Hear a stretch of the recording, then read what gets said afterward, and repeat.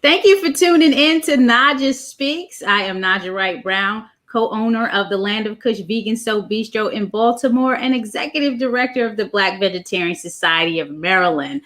Today's guest, we're going to be talking about the seeds to inspire. What are the seeds to inspire? So I am going to bring Jacque Salomon on, and we are going to talk all about what that means. Jacque, how are we doing today?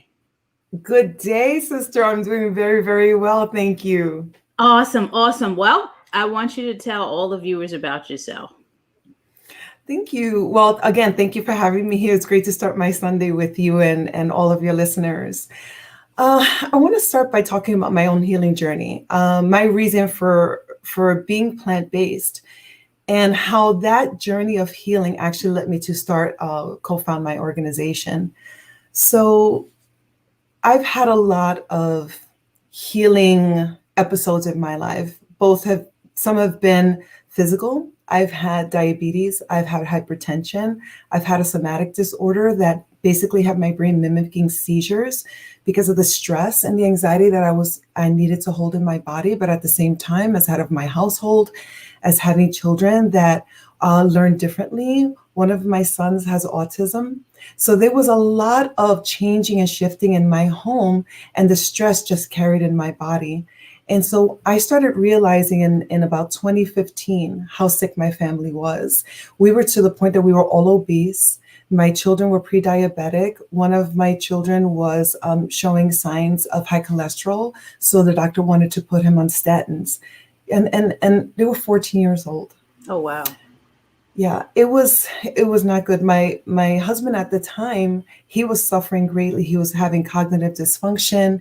He was having brain damage going on. We were just at a loss. We didn't know what we were doing. We were going to neurologists. We were going to all these specialists, and no one had answers. I was getting very sick. My children were very sick. And honestly, I was afraid that I was going to orphan my children. I just could not take any more of the stress. And at the same time, family issues were going on. There was a lot of stress with the family. There was a lot of tension within family. And sometimes when we come from dysfunction, we don't recognize how much of that dysfunction we carry karmically in our bodies. And that also causes diseases on an energetic level. Right. And so in 2016, really, that's when a breaking point happened. It started out with my confronting certain behaviors in my own family that were toxic, that were making me and my children sick. And in doing so, there was a rift in the family, and my mother and my father and my siblings, some of my siblings, chose to no longer recognize me and my other siblings as family. And that has remained in place since then. And that was a heartbreak that needed healing, that if I just couldn't hold anymore. I went plant-based that summer. Why did you choose to go plant-based? Why did you make that decision after all this to go plant-based? Thank you for that. Let me preface this, by 4 years prior to this, I was fighting the public school systems because they were treating my children and pushing them out and treating them very differently because they learn differently. And I had to sue and I had to fight for years. So I was also carrying that. So in 2016, when all of the diagnoses were coming out, and the only solution for my 14-year-old was to put him on statins, I had lost my eldest child to a severe allergic reaction to a pharmaceutical in 2009. I'm sorry. And that was just, thank you. And my children were already on ADHD medicine, on medicine to help them learn better. And it was just enough, and I just couldn't take it anymore. And I realized that this was not a solution, that there had to be another way. So that summer I really dove into there's got to be natural solutions. What am I missing? And that's when my mom mode came in, and I was just fiercely protective of my family. I said, there's got to be something different. Something's not right here. Something's wrong. This is all wrong. And I discovered the documentary Forks Over Knives. Oh, wow. Yes, yes. When Forks Over Knives entered my life, and anyone that knows me knows that when I learn something new, I dive in. I just went feet first and I said, what is this? And why don't I know about this? And I just learned and learned and learned. And I enrolled in the Center for Nutrition Studies to get the certificate of plant-based nutrition. I enrolled in the Ruby Culinary, a plant-based course to learn how to cook. And I literally turned my children, my family overnight. We went whole food plant-based overnight because I was Woo! done. I was done Wow. being sick. I was done being overweight. I was done being in pain. I was done being frustrated and afraid. And I wanted to take back my health and my family's health. And I did. And it was not easy. It was not easy. And that's why my organization exists, because it is not easy. So, Jackie, so you're attesting to diet and environmental factors play into the stress that we deal with. Why we, and when I say we as a people are sick, unhealthy, stressed, and all of that. Absolutely. And then let's talk about our ancestral, our inherited traumas that we carry, right? Karmically, somatically. How about that? Like people that are oppressed, people that come from communities that are oppressed, that live through a narrative that we have to become something else other than we are in order to survive, in order to be. And if we stand in the truth of who we are punished. We are punished for being who we are, for wanting to be who we are. That is a psychospiritual split in itself. And again, that's the stress and the trauma that we carry in our bodies. So we inherit that from generations that is trying to awaken, that is just trying to rise up within us so that we can be a liberated, free, sovereign community, mankind, healed. But we're carrying all of that karmically. And so when we start ingesting exploitation, oppression, suffering, fear, we're just adding that karmically to our inherited suffering. And so it's And just suffering upon suffering and upon suffering. And we go out of our doors every day and there's oppression and suffering. it's How do we every do day, this as people of color? How do we do this and how do we rise up? We've got to every come day. together. We got to start healing mind, body, and spirit. And then we're told, get over it. Sarah says, thank you for sharing your story. Thanks for tuning in, Sarah. She also mentioned this is what families do to separate their families because they can't accept change, even if it's better for your health. And that's a strong message there. If you have to disconnect from your family to change for the better for your health, mentally, physically, spiritually, then that's what you have to do. You have to do, because sometimes the family is what's toxic. So I can definitely agree 100% with that. What do you do daily to inspire yourself? So a seed to inspire your daily discipline. What motivates you? Wow.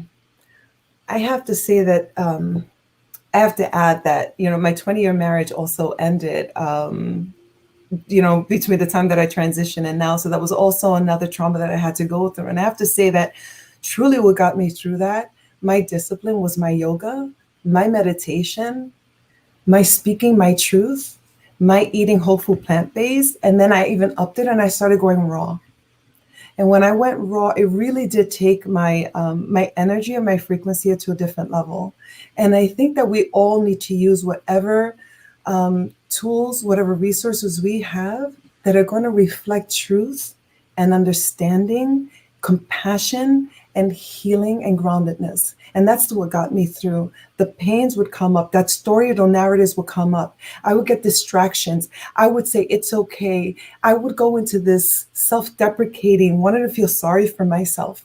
And if I was not eating the way I was eating, if I was not sitting and meditating on self, of going deep within myself and facing those fears and facing those narratives, those inherited belief systems, those voices from other people that have told me my whole life that I didn't deserve, that I think I'm this, that I think I'm too smart, that I think I'm a know-it-all, that I'm da da da da da, and that all my behaviors stemmed from me wanting to be something else and what people were trying to tell me I was, that takes work. So it's community, it's sisterhood, it is our sisterhood coming together.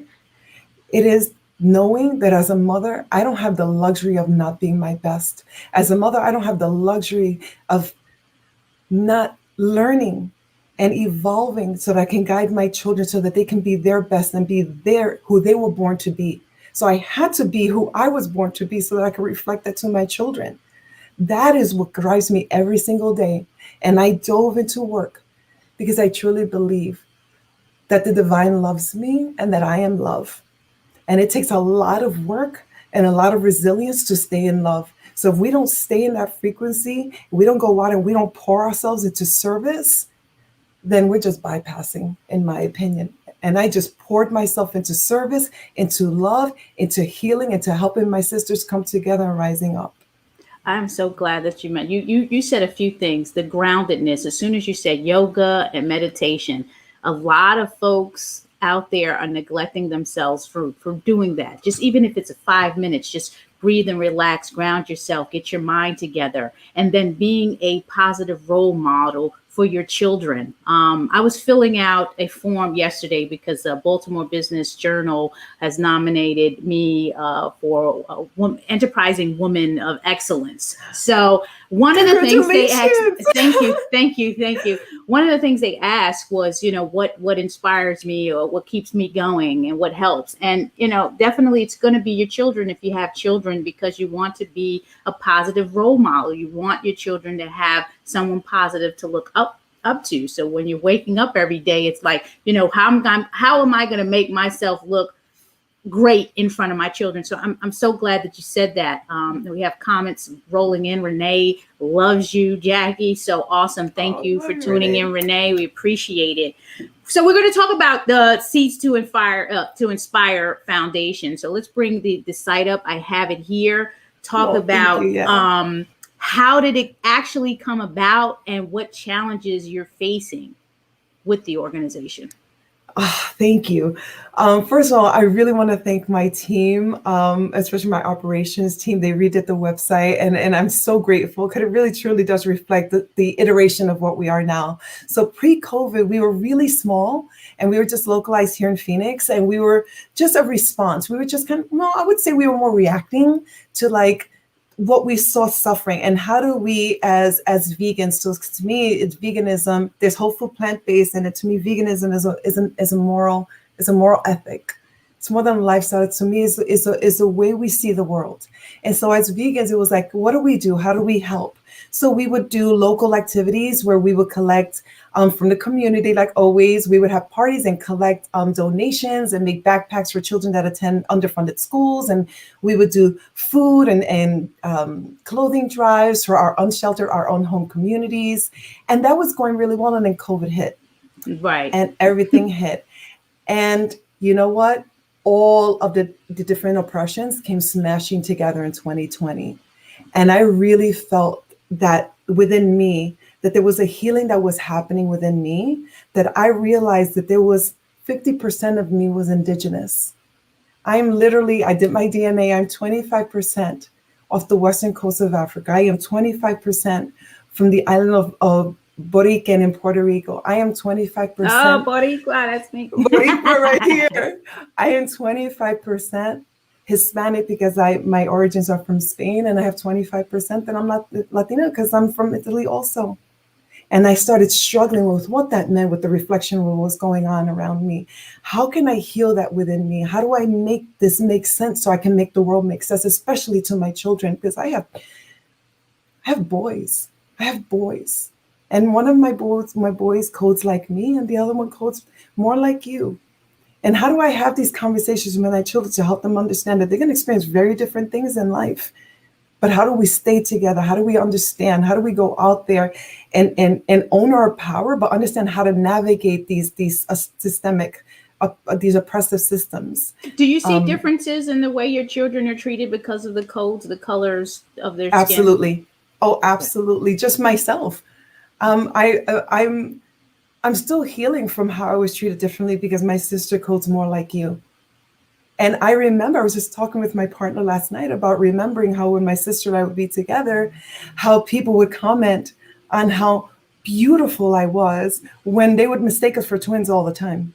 People would mistake my sister and I for twins all the time, but yet and still people would find it necessary to point out how pretty I was.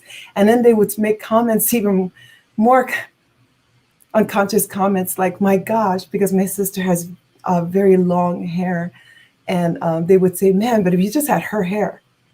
So these are the narratives I grew up with, very understanding that there was a difference, even though we looked so similar, people would mistake us. Mm-hmm. But there was a privilege because of the color of my skin that I didn't experience. And I made sure that my children understood especially my son that codes more like me, that he has a privilege. He walks in the street with a privilege just because he codes more colonizer than his brother does. And that's an important thing to understand, that those of us that do, at least in my opinion, I won't speak for others, and this is why Seeds exists.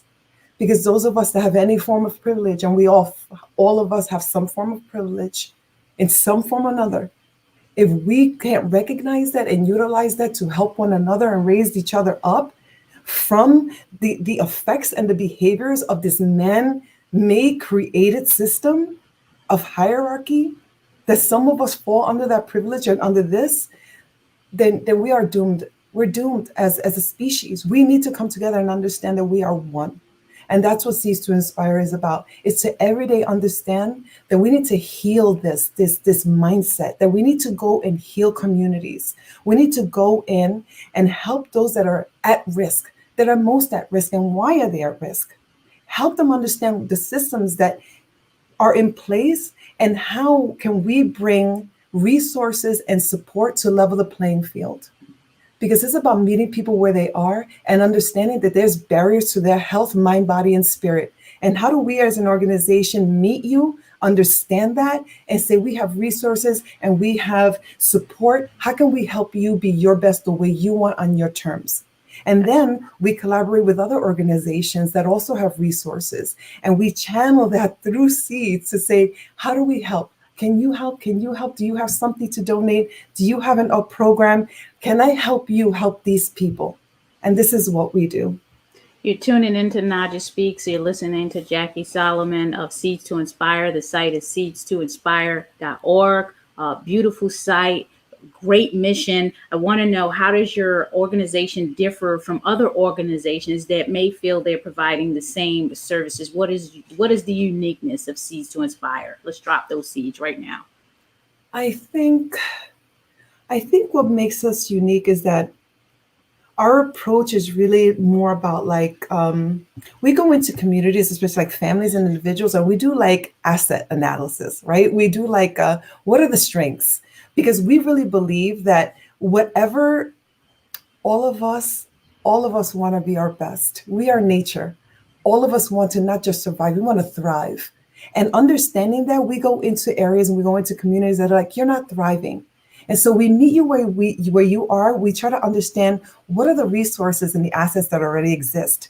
Because together we can start with this collective enoughness. There's enough here. What do we have to work with? And what can we bring to fill the gaps? Exactly. And this is what we do. We don't come in to save. We're not coming in to tell you what to do. We're not coming in to change. We're coming in to say, listen, what can we do to help? You need your help? I know because of my experience that this helped me and you don't know about it. And I know there's reasons why you don't know about it. So let me bring these resources to you. Let me help you, support you, because this is not easy.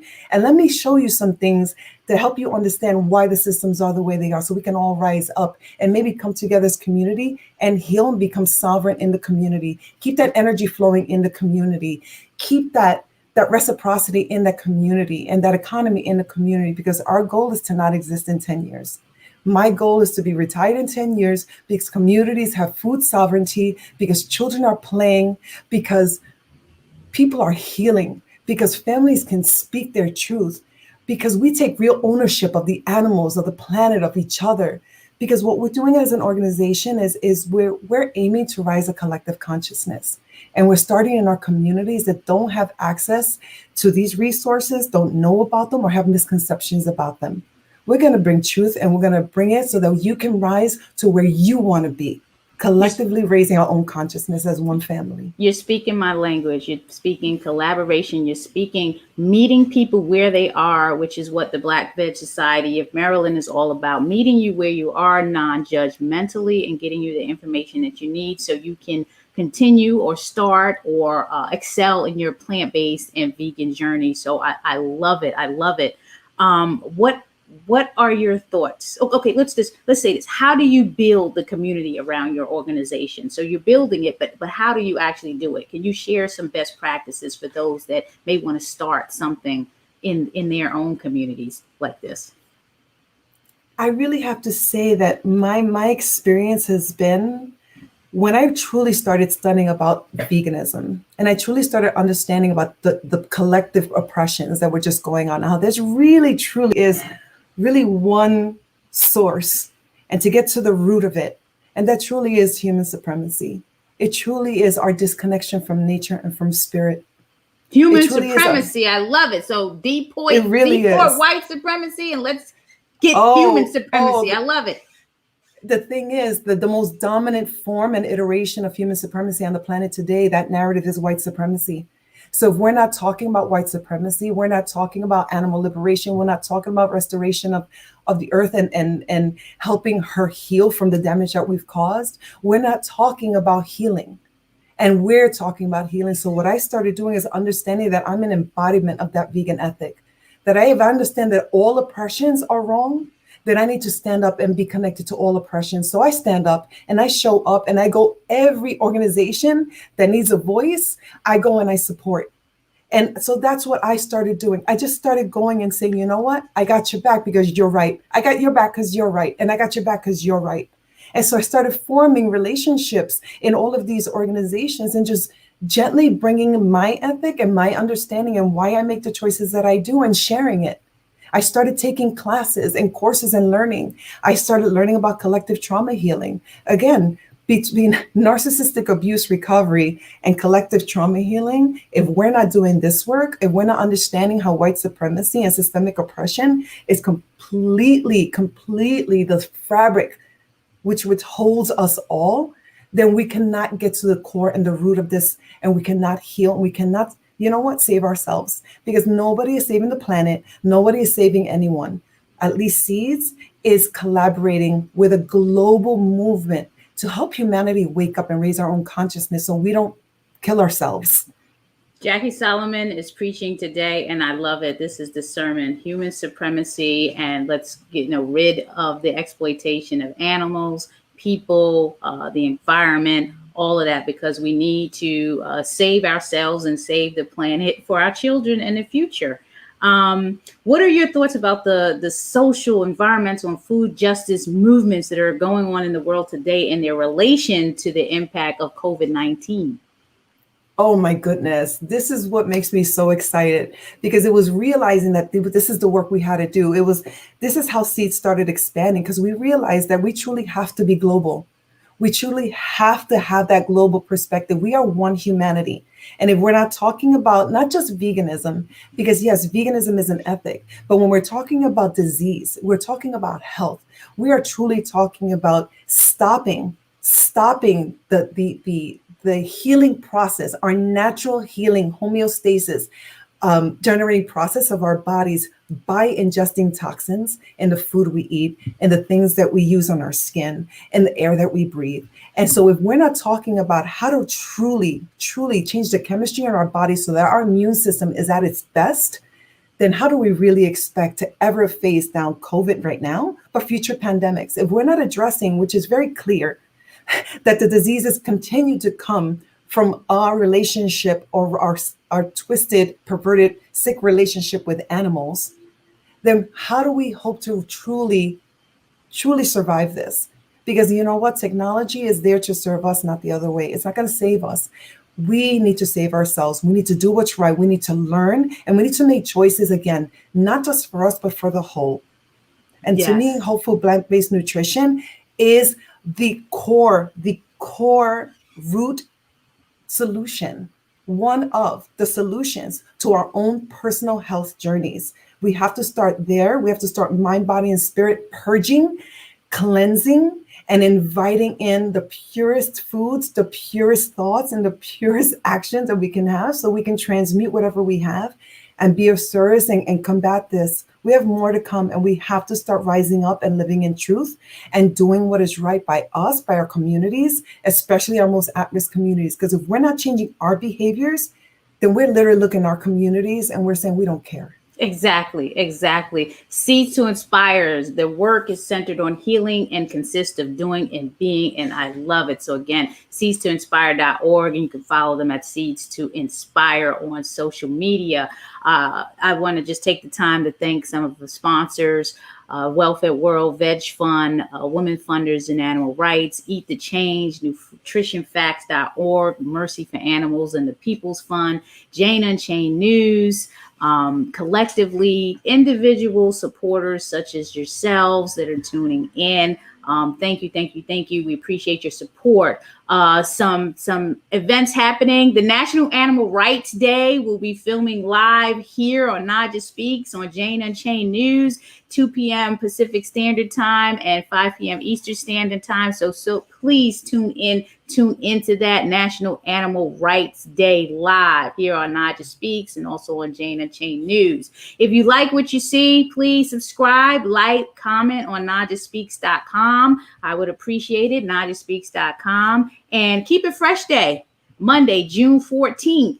We are going to be keeping it fresh all day. So for more information on that, go to keepitfreshday.org. Jackie, are you working on any special projects, any upcoming projects right now?